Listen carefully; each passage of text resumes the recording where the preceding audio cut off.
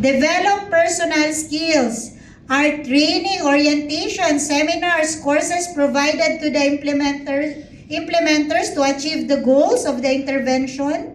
So, maglalagay po kayo dyan, yes or no. For example, sa immunization, may na-train po ba sa inyo? Ayan. Anong sagot?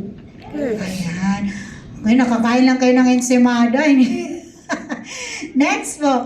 Are information, education, advocacy activities conducted to improve the people's knowledge, skills, practices, and attitude?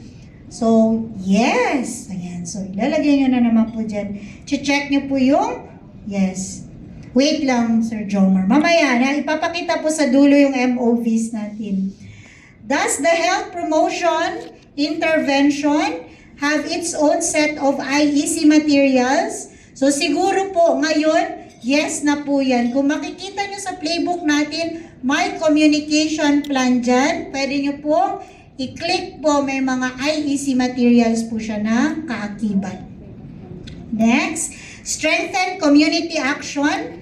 Are individuals, groups from the marginalized, LGBTQIA++, PWDs, IPs, and other population, women's sector, indigent population, involved in the planning of the program.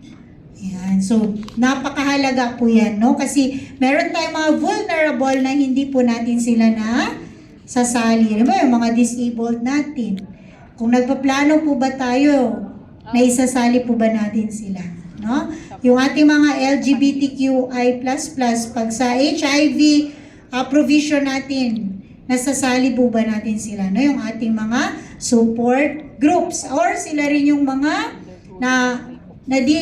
disregard natin yung kanilang importance. Yung women's sector or yung men's sector, parating lang bakuna. Sino? Nanay. Baka naman ngayon, tatay na naman, no? Baka yun yung kulang na tinitingnan natin sa health promotion.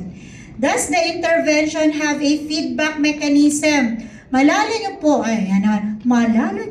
nung pinapicturan ko yung mga suggestion box, wow, may iba-iba. Yung iba, may mga picture, yung iba box lang talaga, yung iba, pero wala akong nakitang donation box. Wow, suggestion box po yung sinend nyo sa akin. Pero baka pagbalik ta rin nyo, donation box. Suggestion po yan na, feedback mechanism. So, magka-craft po kayo sa RHU ng yung, talaga siya, hindi lang siya yung scale, may scale po talaga siya, no? Kung happy ba siya sa services, kung ano pa yung masasuggest niya at saka mako-comment. So, kaya po ba natin gawin yon?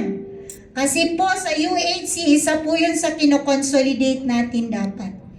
Hindi pwede, wala tayong feedback mechanism. Bakit? Hindi po tayo mag-i-improve.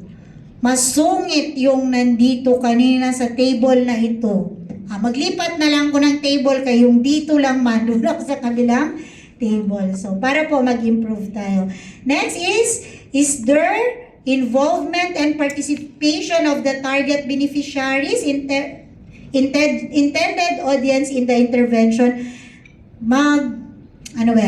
Aminin man natin o hindi, pag nagpaplano tayo, for example, sa adolescent, di natin sila sinasali, di ba? Ay, hindi, mag-conduct tayo ganito. Sige, palaruin natin sila, ganito. Pero, wala sila doon sa planning stage. Dapat po kung ang intended audience natin ay PWDs, so, kailangan meron silang representative doon sa atin para makita nila, ay ma'am, parang hindi na yan in. Yung mga sinasabi mo, ma'am, hindi na yan in sa generation natin.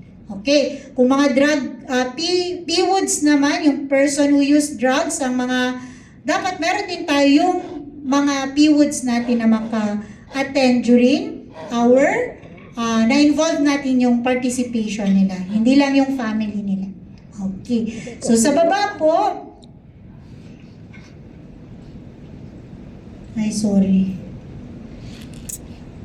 sa baba po niya ay end na ng checklist. So, kailangan po ito ay pipirmahan ng province or city. Accomplished by, sino po? Sa amin po, ang nag-accomplish po nito ay yung HEPO namin. Sa inyo, pwede naman yung head of unit ninyo. Then, approved by the Provincial City Health Officer, no, sa office po natin. Then, validated by our CHD.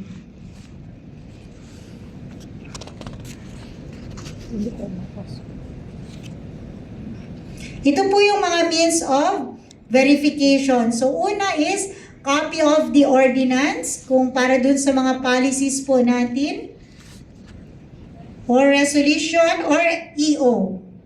Create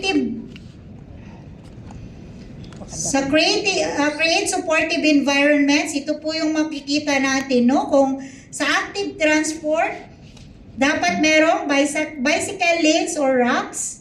Kung karinderya, ito yung mga makita natin. Meron silang facilities and venues.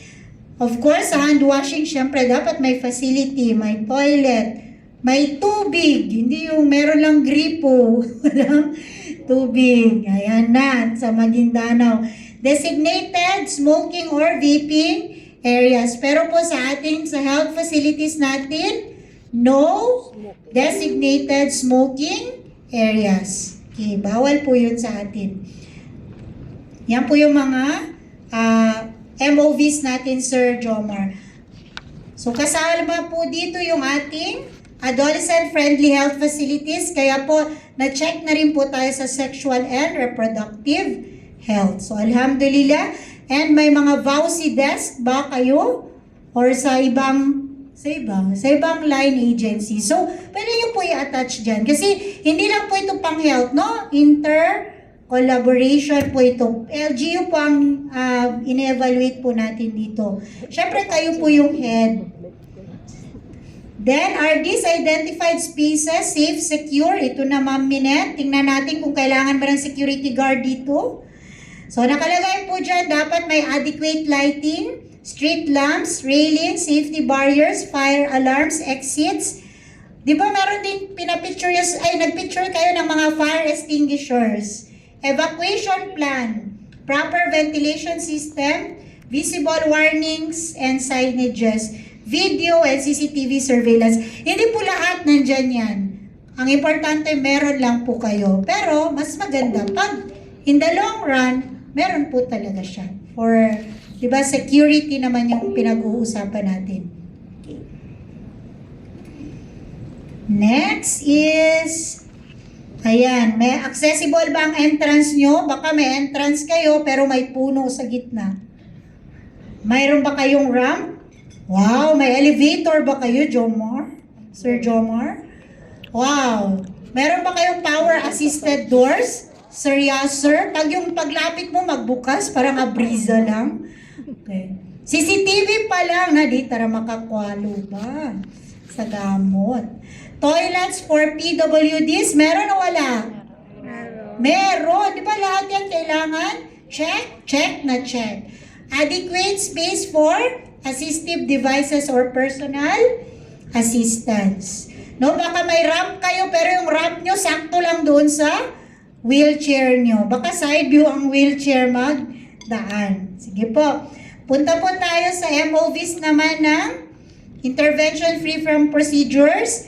Meron po tayong dapat SOP or MOP.